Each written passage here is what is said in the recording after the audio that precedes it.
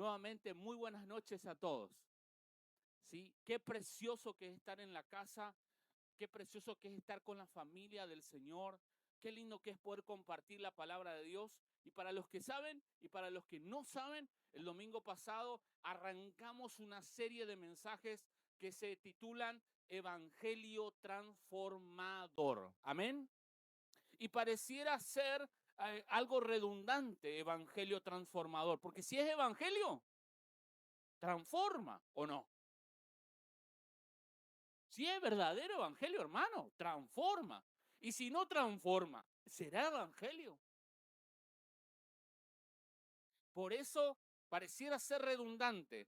Pero ustedes saben que el apóstol Pablo en Gálatas capítulo 1, versículo 6 al 9, va a advertir a los hermanos cristianos de que habían escuchado el evangelio, de que estaban siguiendo otro evangelio. Y el mismo apóstol Pablo dice, no es que exista otro evangelio, sino que hay gente que ha entrado dentro de la familia de la fe para pervertir el evangelio de Jesucristo. Y en sí, aunque puedan haber frases que nos suenen lindas al oído, no existen otros evangelios, porque el evangelio es uno solo y es Jesucristo. Amén. El segundo mensaje del día de hoy se titula Evangelio de Mercado. Y para los que saben, el mensaje que se compartió el domingo pasado estaba basado en Juan capítulo 2, versículo 1 al 12, en donde hablamos de la historia de unas bodas, ¿se acuerdan? ¿Sí? ¿Qué pasó con el agua? Se convirtió en vino. Y aunque ese fue el milagro por el cual se recuerda esta historia, el milagro más trascendental es la transformación de las vidas. Amén. Ahora yo seguí leyendo las escrituras y me encontré con ahí en Juan capítulo 2, versículo 13 al 17, que dice la palabra del Señor. Estaba cerca la Pascua de los judíos y subió Jesús a Jerusalén y halló en el templo a los que vendían bueyes, ovejas y palomas y a los cambistas allí sentados. Y haciendo un azote de cuerdas, echó fuera del templo a todos, y las ovejas y los bueyes, y esparció las monedas, ¿sí? Los dólares, los euros, de los cambistas, y volcó las mesas, y dijo a los que vendían palomas, quitad de aquí esto, y no hagáis de la casa de mi padre, ¿qué dice? Casa de mercado.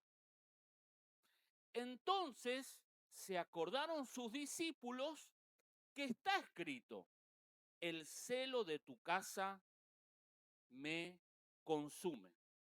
Amén. Vamos a quedarnos en este pasaje. Esta historia usted ya la conocía, la había escuchado, ¿sí? Es en donde justamente Jesús entra al templo, agarra y prepara unos teyuruguay, unos lazos ahí, ¿sí? Prepara unos azotes, ¿no? Y le empieza a dar para que tenga, ¿no? Y corre a la gente que estaba en el templo, ¿no? Vendiendo ahí ¿no? Los jabón, ¿no? Los perfumes de Natura, estaban todos ahí en el templo, ahí, estaban haciendo un trueque, ahí vendían y tal, ¿no? Y él, dale con los latigazos ahí, salga ahí, a lo que tenían dólares, euros, reales, peso argentino, ahora quieren llamar argento, los corrió a todos y les dijo, mi casa justamente no va a ser casa de mercado. Y aunque este hecho es un hecho histórico, esto pasó por la evidencia bíblica que nos advierte justamente, quiero decirte algo, que convertir la casa del Señor en casa de mercado tiene mucho más que ver, pero mucho más que ver, con que por ahí los hermanos adolescentes o los jóvenes o los de danza quieran vender unos pastelitos, unas pizzas, una prepizza para juntar plata para una remera. Es mucho más convertir la casa del Señor como casa de mercado. Y ahora, haciendo esta introducción, quiero profundizar acerca de qué significa hoy, no hace 2000 años, casa de mercado. Y digo esto para poder traer instrucción al pueblo de Dios, pero también para que si hay vendas mágicas o si hemos sido engañados de alguna u otra manera, se nos caiga toda venda de los ojos y podamos seguir fiel y transparentemente al Señor. ¿Cuántos dicen amén? Amén. ¿Queremos seguir firmemente al Señor? Entonces tiene que caer toda venda, toda mentira, todo engaño. Y por eso les voy a compartir este mensaje basado justamente en este pasaje que leíamos recién. ¿Qué es el evangelio de mercado? Hace unos años atrás, básicamente entre los años 50 y 80 en Estados Unidos, nosotros nos gusta importar, ¿no? No solamente el iPhone, no solamente las cosas que vende Amazon ahora para traer de manera internacional, sino que nos gusta importar pensamiento, teología, nos gusta traer la mentalidad de Estados Unidos acá. Y una de las cosas que se trajo para Latinoamérica, incluyendo Argentina, es justamente esta teología de mercado, esta enseñanza de doctrina que se llama Evangelio de la Prosperidad. ¿Sí? ¿Cómo se llama? Evangelio de la Prosperidad. Lo que llamaría Jesús acá, casa de mercado. ¿Sí? ¿El mercado es algo malo? No. ¿Necesitamos un mercado? Pero obviamente que necesitamos un mercado. Pero cuando hablamos del evangelio de la prosperidad o del evangelio del mercado, lo que estamos diciendo es que es una corriente teológica, ¿sí?, llamada justamente de esta manera, que enseña que la voluntad de Dios es que sus hijos vivan en abundancia material, salud física y éxito personal. Lo repetimos. El evangelio de la prosperidad o el evangelio de mercado nos enseña que nosotros somos elegidos para ser hijos de Dios, para que tengamos abundancia material, salud física y éxito personal. Dios nos eligió para que nosotros seamos exitosos. Este es el mensaje del evangelio de la prosperidad. Sostiene que mediante la fe, la confesión positiva y las ofrendas y los pactos económicos pueden activar o mover la mano de Dios. Por eso, por ahí usted se puede encontrar con algún programa de televisión que le dice: su madre está con cáncer, usted pacte acá, ponga su dinero y su madre se va a sanar del cáncer. Y tristemente tengo que decirles de que hubieron casos de mujeres o personas que murieron del cáncer. Y la plata no le fue reintegrada a la persona que pactó. Entonces, este evangelio lo que hace es vender una promesa que la Biblia no lo hace. Que el evangelio de Jesucristo no lo hace. Por eso la ardid, el engaño de la promesa. Le pregunto, ¿Dios prospera? Sí, hermano. Yo sé que usted es testigo de que Dios prospera. Yo sé que soy testigo de que Dios prospera. Pero siempre que Dios va a prosperar, va a hacerlo de manera sobrenatural y de manera natural. De las dos formas. El que piensa que Dios prospera de manera sobrenatural y saca de lado la idea natural, tiene un pensamiento mágico. Como una vuelta una hermana que yo conocí en Córdoba, que ella me decía: pastor, yo ya hice un compromiso con Dios, un pacto con Dios. ¿Cuál es tu pacto? Que el día que yo saque el telequino, yo le voy a donar una tráfico a la iglesia para que todos los hermanos vayan a congregar. Esto que le estoy diciendo, hermano, es verídico. ¿Es así, es o no? No se dice el pecador, solamente anunciamos el pecado. ¿Sí? Entonces, ¿qué pasa? Poner la fe en la diosa suerte y querer santificar un acto de idolatría diciendo, bueno, pero yo total le voy a dar mi ofrendita a Dios. Como que si fuese que la otra plata se santifica porque le doy mi ofrendita a Dios. Como le voy a dar la trafi, el 80 o 70 o 60% que me queda es santificado. Bueno, estas ideas que la gente va construyendo en su mentalidad es justamente producto de un evangelio que no se ha instruido en la palabra del Señor. La gente, bajo este concepto de evangelio, va adquiriendo cierta mentalidad. Piensa que por 3 gritos y un salto los demonios se van. Y entonces vos pensar, ¡salga acá, Satanás! Ahí vos decís, se fueron todos los demonios. Y después vos ves que después salieron de la puerta y salieron con algunos más endemoniados que otros. ¿Por qué, hermanos? Porque la Biblia dice, someteos pues a Dios. Resistí al diablo y él. ¿Está mal echar fuera demonios? No, no está mal, pero el demonio no se va porque usted le grite, se va porque usted tiene autoridad por obedecer a Dios. Entonces, no nos dejemos engañar, porque este tipo de pensamiento que tiene de rehenes algunos vendedores de estas ideas, nos quieren tomar de estúpidos.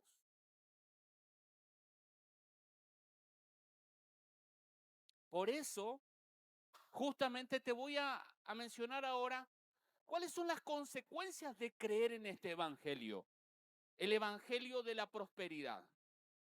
Yo sé que usted se va a querer reír, yo sé que usted se va a reír porque se va a acordar. Sí, yo me acuerdo. Yo di mi ofrenda para que me vaya bien en el examen y no me fue bien. Claro, porque no hacía falta ofrenda solamente, había que estudiar, hermano. No va a salir el examen solamente porque usted ofrende. ¿Cuáles son las consecuencias de creer en este evangelio? Primero, el desenfoque de lo espiritual. El que cree en este tipo de evangelio, lo que hace es pensar o enfocarse justamente en lo material, no en lo espiritual. Yo quiero que Dios se mueva a mi favor para tener lo material, el poder, la fama, el objeto que yo deseo. Entonces, yo me enfoco justamente en lo material. Se pierde en este tipo de evangelio. Nunca usted va a escuchar de que el objetivo es que usted se arrepienta de su pecado. Nunca se van a enfocar en de que usted viva en santidad o de que usted sea discipulado para parecerse más a Cristo. Porque el objetivo no está en que usted se parezca más a Cristo, sino que usted sea más próspero económicamente. Así usted sirve a la corona. Cuando usted tiene más plata va a poder dar, ¿no?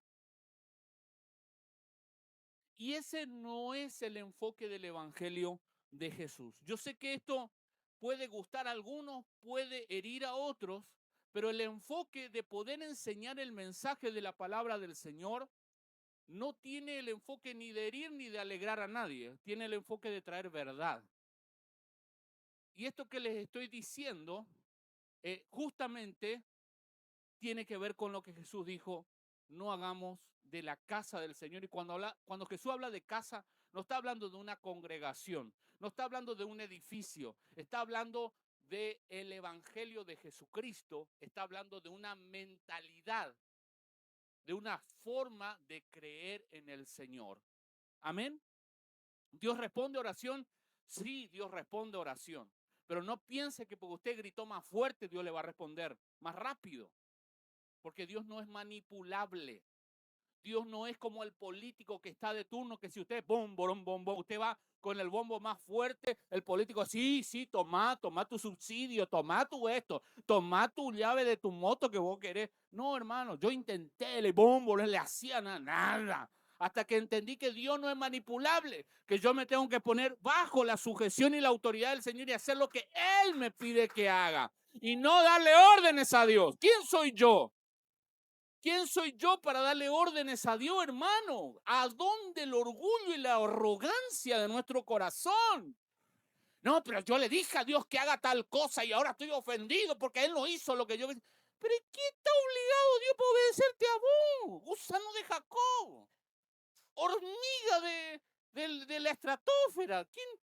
Por eso, digo, nos vendieron un evangelio, hermano, que nos dejó tontos. Y yo sé que usted tiene el privilegio hoy de escuchar este mensaje, pero Dios le va a usar a usted para liberar a otros tontos. No es que nosotros seamos tontos, es que somos ex tontos, hermano. Gloria a Dios. Dele la gloria al Señor, dele un aplauso a Él.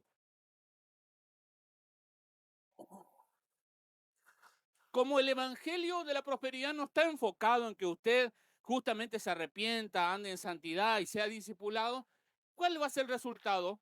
Segundo punto, seamos cristianos inmaduros. Usted encuentra una congregación de repente que se predica de milagros, señales, prodigios, y usted va a encontrar muchas veces una congregación que hay murmuración, chisme, robo, hay carnicería pura, desobediencia, hablan a espalda de los líderes. ¿Por qué? Porque no se predicó un evangelio para que la gente muera con Cristo. Se predicó un evangelio que Dios te cumple tus sueños, que Dios te alcanza las metas que vos te pusiste, porque Dios es un bombero que va a andar detrás tuyo para darte todo el placer, como la lámpara de Aladino. Qué mentira, hermano. Qué engaño. Y después encontramos cristianos que no quieren saber, o gente que creyó en Dios y no quiere saber nada del evangelio. No quiere saber nada de Dios, no quiere saber nada de la iglesia. ¿Y saben por qué? Porque se encontraron con esta sinvergüenceada de gente que le mintió, hermano. Y con razón no quiere saber nada de Dios, no quieren saber nada de la iglesia. Que Dios nos conceda la gracia de poder hablarles de vuelta del verdadero evangelio, del evangelio de la palabra, hermano. Para que sean libres de toda esa frustración, de todo ese engaño. Amén. Yo sé que esto puede producir un montón de emociones, tristeza, bronca, llanto. A mí me da dolor en el corazón. Dolor me da. Los cristianos que se crían justamente se van formando con este tipo de mensaje de evangelio. Por eso yo le digo, hermano, ¿saben qué? Yo escuché gente que dice, no, si no ocurrió el milagro que te oró el apóstol Víctor, ese es porque vos no tenías fe, hermano. Vos sos culpable, porque vos diste tu pacto pero no tenías fe. Sos un incrédulo, mugroso, sucio. Hermano, encima de mentiroso y sinvergüenza, un tipo así, le echa la culpa a la pobre gente porque dio su dinero y no vio su milagro, hermano. Fíjense por qué causa tanto dolor. Causa mucho dolor porque hay gente que le pone fe a este tipo de cosas. Y Jesús viene justamente a limpiar su casa. Jesús viene a meterle látigo, ¿eh? Jesús viene a meterle látigo, hermano. Porque Dios quiere que prediquemos el evangelio que está en la Escritura. Por eso hoy vivimos en la época de las redes sociales y la gente se alimenta de una frasecita de un reel. Hermano, agarre la Biblia y vuelva a leer la Biblia, hermano. Para que no sea presa o vulnerable a sinvergüenza de este calibre. Porque le van a llegar, pero si usted pacta, si usted esto, tal, otro, usted va a recibir, no, hermano. Entonces, ¿qué pasa? Que este tipo de enseñanzas, al no haber cruz, genera cristianos inmaduros, sin raíces profundas, vulnerables a la frustración, vulnerables a la manipulación, vulnerables a todo eso. Tercero, como ese evangelio no está centrado en el arrepentimiento, la santidad, ni tampoco está enfocado, lo que le decía recién, en el discipulado, genera cristianos inmaduros y lo que produce en tercer lugar es cero transformación. Vos vas a encontrar al hermano que se congrega en la iglesia del mercado y usted va a encontrar que el hermano el domingo está acá. Rica la calabacita, y el lunes está con su esposo. ¿Por qué vas a...? Pues sí, pero era la misma que hablaba en lengua el domingo. ¿Cómo puede ser que el lunes está así con esa otra lengua, hermano? Lo más fácil es estar endemoniada. Es lo más fácil para pensar. Pero ¿saben qué? ¿Saben por qué le estoy enseñando esto, hermano? Porque a veces vivir el evangelio de mediocridad no fue culpa tuya. No fue culpa de tu falta de fe. Fue responsabilidad de lo que te enseñaron, hermano. Porque a veces el chancho no tiene la culpa, sino el que le da de comer. Ja, ese no es ni un proverbio, hermano. Ni chino, ni japonés. Pero cuánta sabiduría hay en eso, ¿no? Por eso usted va a encontrar de que el domingo estamos levantando la mano adorando a Dios y el lunes estamos con la otra lengua, otra cosa sirviendo a otra cosa. No hay transformación, no hay cambio. Y la misma gente que no conoce al Señor dice, me vino a predicar del Señor, pero yo escuché la otra vuelta la película La Guerra de la Galaxia en la casa de la vecina. Pero vos nomás sabés que llega a la iglesia de la Juanita. No se perdona acá si hay alguna Juanita. Pero vos nomás sabés que yo llegué a la iglesia de la Juanita. Sí, yo vi cómo le trata al Pablito. Ah, perdone si hay algún Pablito acá. Solo pura coincidencia. Nada. Sí, yo vi cómo le trata a su esposo. Yo vi cómo, ¿no? Entonces me quiere hablar del evangelio y naranja, che. Por eso, hermanos, el evangelio del mercado produce cero transformación. No se experimenta cambios en las vidas de las personas ni en la conducta, porque el enfoque está justamente en la billetera de la gente, en los milagros. O sea, volvemos de vuelta. ¿Estoy diciendo yo que no existen los milagros? No. ¿Usted cree en milagros? Amén. Yo he visto milagros, hermano. Yo he visto gente que vino acá en silla de ruedas y salió caminando, hermano. Yo no estoy diciendo que los milagros no existan. Yo no estoy diciendo, hermano, que Dios no pueda prosperar. Yo lo que estoy diciendo, hermano, es que usted pudo ser expuesto a un tipo de enseñanza que sacó a Jesucristo del centro del mensaje, sacó a Jesucristo y a la Biblia del enfoque del Evangelio. Y entonces todas las promesas de las que se le hablaron a ustedes fue todo material, fue todo temporal. Y si bien Dios promete algunas cuestiones temporales, siempre está asociado justamente al pueblo judío. Las promesas más grandes nosotros las tenemos, es la promesa de la vida eterna, de la transformación de la vida, de que Jesús ahora ya no está fuera nuestro, sino que ahora está dentro nuestro. Esas promesas que fueron mayores que las que recibió el pueblo judío, son las promesas que nosotros recibimos. Y si esa sabiduría de Dios ahora es soltada, te puedo asegurar que Dios te va a dar muchísimas añadiduras, mucho más de lo que vos llegas a pensar, entender o pedir o actuar por el poder del Espíritu que está dentro tuyo, que está dentro mío, que está dentro nuestro. Ahora, desintoxiquémonos de las mentiras, desintoxiquémonos del engaño, porque este tipo de evangelio está enfocado justamente en el show del domingo, en el show, en el espectáculo del sábado, porque el evento es todo. De los 7 días de la semana, el día del milagro es el día del evento de la reunión de la iglesia del mercado. No es espiritual que yo me vaya a trabajar. No es espiritual que yo tenga que atender a mis hijos cuando vaya a la escuela. No es espiritual como yo trato a mi esposa. Lo espiritual es lo que pasa adentro. Y si no prosperaste económicamente porque vos estás en pecado. Si vos no prosperaste, seguro que algún pecado tenía oculto. Se enfermó la hermana. ¿Qué pecado tendrá oculto? Todas las enfermedades vienen por pecado. Esa es la iglesia del mercado, hermano. Esa es la iglesia que, o sea, esa es la enseñanza, porque la iglesia no es eso, pero esa es la enseñanza que trajeron gente allá del norte y que nos mintieron con respecto a la Biblia. Hay, hay intérpretes de las Escrituras acerca del aguijón de Pablo que sostienen que el apóstol Pablo tenía un problema de salud con la vista. Por eso cuando escribe la carta a los romanos, que la escribió, no la escribe Pablo a los romanos, ¿no? La escribe Tercio. Él fue el autor intelectual, pero Tercio era el manuense que la escribía. Pero Pablo, digamos, para que la gente sepa que era de él la carta, él firma. Y cuando él firma, firma con letras grandes. Y él justamente dice que firma con letras grandes a causa de su problema de visión. ¿Qué pecado será que habrá? ¿Por cuál de todos los pecados será que le vino el problema de visión a Pablo?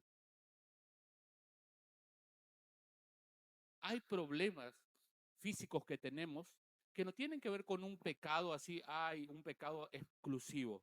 Cada vez cometimos pecados, nos alimentamos mal toda la vida y claro, llegamos a los 50, 60 años con todos los problemas vive por haber. Hipertensión, diabetes, ¿no? Todos los problemas. Pero era por 50, 60 años de pecado, digamos, comiendo mal. Pero no es que un pecado, ¿no? Justamente esta mentalidad nos lleva a pensar de que hubo un pecado oculto que trajo esta enfermedad. Hermanos, la vida espiritual no se resume a un domingo. Dios es eterno, no es 2 horas acá en Casa Restauración. Dios está todo el día. Dios está a disposición, usted puede orar. Ahora, después del culto, usted puede orar. Y antes del culto también puede orar, hermano. Usted puede orar, puede hablar. Dios tiene la puerta abierta.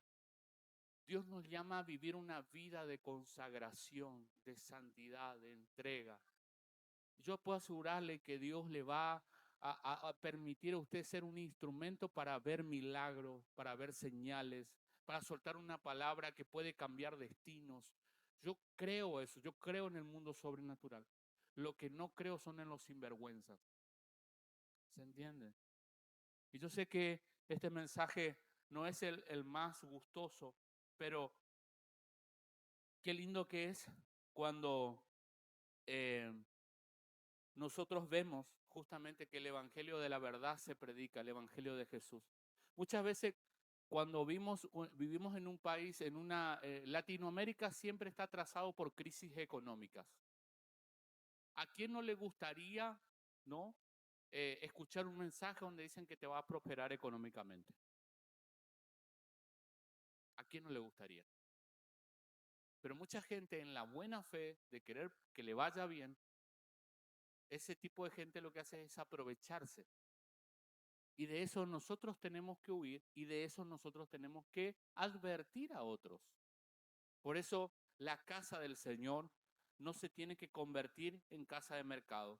Pero sucede justamente que en este tipo de congregaciones de mercado se junta mucha gente. Usted ve miles y miles y miles. ¿Y por quién no quiere un milagro? ¿Quién no quiere justamente un milagro económico? Pero sucede en la mayoría de las veces que la persona viene, recibe el milagro económico, el milagro de sanidad y después no le ven mal a la iglesia. ¿Por qué? Porque le dijeron que Jesús le podía sanar del milagro, que Dios le podía sanar, entregarle ese milagro. ¿Y qué pasa? La persona resuelve su problema y se va. ¿Por qué? Porque no se le predicó el evangelio. Jesús no es que Él existe, no es que Él vino a esta tierra para solucionarte todos tus problemas temporales. Vos y yo tenemos un problema mucho más grave que el problema económico, que el problema familiar que podamos tener. Tenemos un problema de separación con Dios.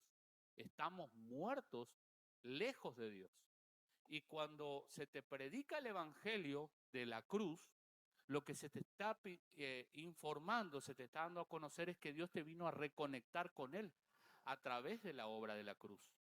Y cuando vos recibís a Jesucristo, cuando vos aceptás ese evangelio, tu vida se vuelve cristocéntrica.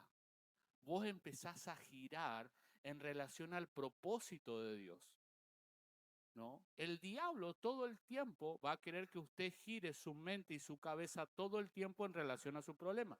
De las 24 horas que tiene el día en tu cabeza, ¿qué es lo que más pensás? Y usted me dice, y no, yo estoy durmiendo 8 horas, en el mejor de los casos, puedo dormir 6 o 4. Bueno, si usted está 8 o 10 horas pensando en el problema económico que tiene, evidentemente su cabeza está desviada solamente a un problema temporal. Y no es que digo que usted no tenga que pensar en sus problemas, porque cómo los va a resolver si no piensa en ellos, sino lo que digo es, ¿por qué no lleva ese problema a Jesucristo, le entrega y le diga, Señor, dame una sabiduría, dame algo? Y si no, bueno, yo voy a seguir con el problema para que entender que vos me estás tratando, pero si vos me podés tirar algo, tirame algo. Pero no es el enfoque que Dios te resuelva tu problema temporal, sino que usted viva conforme a la voluntad de Dios. El Evangelio, ¿sí?, está enfocado en Jesucristo y busca que nosotros nos enfoquemos en Jesucristo. Amén. Por eso, justamente en este tipo de grupos de personas en donde se predica esta mentalidad, esta forma de evangelio que no es evangelio, hay muchos seguidores, pero pocos discípulos.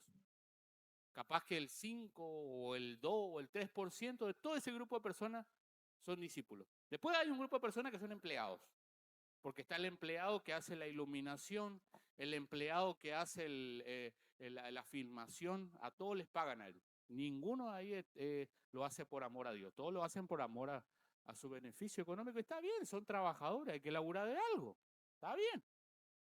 Pero no se forman discípulos, solamente hay seguidores. Seguidores que estaría bueno fidelizarlos, ¿no?, a través de una buena ofrenda para que la obra, entre comillas, siga creciendo, es decir, todo lo material que tiene el líder principal pueda seguir creciendo. Y acá se desvirtúa completamente el corazón de Dios y lo que Dios quiere hacer en la tierra.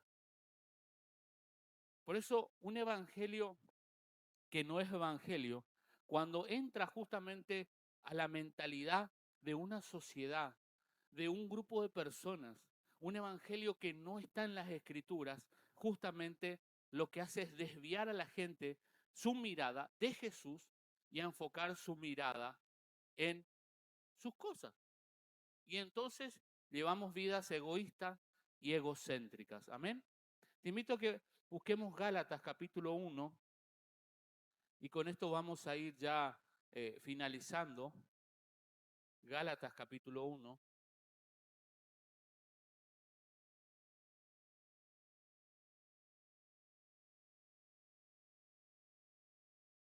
Versículo 6 dice, estoy maravillado de que tan pronto os hayáis alejado del que os llamó por la gracia de Cristo para seguir un evangelio diferente. No que haya otro evangelio, no existen dos evangelios, o sea, para que haya uno diferente al otro. No, no es que haya otro, sino que hay algunos que os perturban y quieren pervertir el evangelio de Cristo. Mas si aún nosotros o un ángel del cielo os anunciare otro evangelio diferente del que hemos anunciado, sea anatema, sea maldito. Como antes hemos dicho, también ahora lo repito, si alguno os predica diferente del evangelio que habéis recibido, sea anatema. Versículo 10, ¿busco ahora el favor de los hombres o el de Dios? ¿O trato de agradar a los hombres? Pues si todavía agradara a los hombres, no sería siervo de Cristo. Y está hablando justamente el apóstol Pablo de los predicadores que predicaban lo que a la gente le gustaba escuchar. A la gente le gustaba escuchar de que había cierta metodología que le salteaba más o menos a Cristo para ser salvo. Pablo está hablando en un contexto de los judaizantes y demás, que no es un tema que ahora lo vamos a profundizar, pero Pablo está diciendo, si yo quiero agradar a la gente, y claro, obviamente voy a decirle a la gente lo que la gente quiere escuchar y se me va a llenar el auditorio de amigos. Pero ahora yo no quiero agradar a la gente, yo quiero agradarles a Dios y quiero decirle a ustedes la verdad de Dios. Eso es lo que está diciendo el apóstol Pablo. Ustedes quieren saber qué evangelio les prediqué y léanse las cartas que les dejé ahí. Léanse las cartas. Porque Jesús vino a morir en una cruz por nuestros pecados. ¿Cuánto dicen amén? Amén. Él murió por nuestros pecados. Pero eso es una parte del evangelio, no es todo el evangelio. Romanos capítulo 6 dice que cuando Cristo murió, nosotros también morimos con Él. Cuando nosotros nos bautizamos, nos metemos ahí en el agua, hermano, estamos simbolizando eso, de que cuando nosotros nos sumergimos en el agua, estamos diciendo que morimos con Cristo. Cuando salimos del agua, nosotros ahora estamos viviendo una vida nueva con Cristo. Ya no hay más lugar para ahora vivir un evangelio diferente. Un evangelio que se adapte a mis gustos, placeres, hermano. Dios no está a tu servicio, hermano. Aunque Él te ama y decidió bendecirte, Él no es un siervo tuyo. Si bien Él vino a servir y no ser servido, Él no es un esclavo tuyo, ni mío. Por eso te compartí este mensaje, para que vos te replantees qué tipo de evangelio estás viviendo. Él es el centro de todo. Esa es la visión que tuvo el apóstol Juan en Apocalipsis 4.